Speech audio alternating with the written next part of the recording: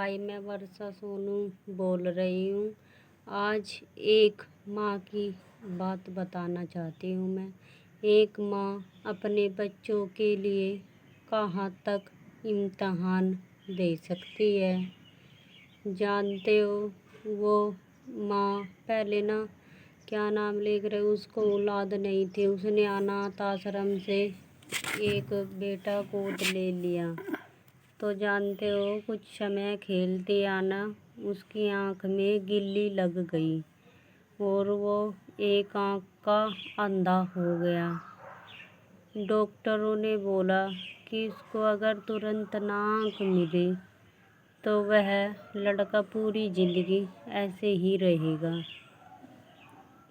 तो उस माँ ने बोला, आप दे दो। अपने हस्बैंड से बोला कि हमारे बेटा एक ही है, हमारा अंशबेल, आप उसको आँख एक दे दो। तो उसके पति ने बोला कि मैं मेहनत मजदूरी करता हूँ और अगर मैंने आँख दे दी तो मेहनत मजदूरी कौन करेगा। जानते हो, तो उस माँ ने अपनी एक आँख दे दी और उसका तुरंत ही ऑपरेशन हुआ। और जब वो लड़का 5 साल का हो गया, जानते हो क्या हुआ उसके साथ। जैसे कि एक आँख उस माँ ने दी थी, एक आँख से वो अपना काम चलाती थी, एक आँख से ही। जैसे कि वो माँ उस लड़के को छोड़ने जाती थी स्कूल में, तो बच्चे भी वह उसका मजाक बना लिया करते थे। धीरे धीरे उसको अपनी माँ से गुस्सा आने लगा था, तो वो घर पर भी ऐसे ही चिड़चिड़ा रहता था कि अंधी माँ का बेटा, अंधी माँ का बेटा। तो ऐसे ही उसने नवोदय का फार्म भरा, तो उसने बाहर पढ़ने के लिए चले गया। जब वो 20 साल का हो गया, उसको एक लड़की पसंद आ गई, तो उसने बाहर देश में ही शादी कर ली।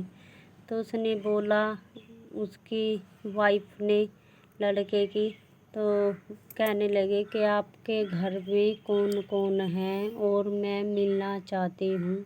तो उसने कहा, मेरे पास कोई नहीं है और मेरे माँ बाप भी हमेशा गुजर गए और मैं हमेशा के लिए अकेला ही हूँ। आप अब हमारी ज़िंदगी में आए हो। जानते हो क्या हुआ। कुछ समय के बाद उसकी माँ दुख भरती भरती बूढ़ी हो गई थी ना, वो गुजर गई थी। तो एक कागज़ में लिखा हुआ था कि मेरी ज़िंदगी धन दौलत सब मेरे बेटे के नाम है। जब उसको डाकखाने के पास दोबारा चिट्ठी गई, तो वह धाड़ देते हुए वो बेटा बहुत ज़्यादा रोया कि मैं अपनी माँ के लिए कुछ नहीं कर पाया। और उस चिट्ठी में देखते हुए पढ़ते हुए यह लिख रहा था उसमें कि हमारे पास कोई औलाद नहीं थी और हमने आपके लिए इतना करा, फिर भी बेटा आप हमसे दूर हो गए।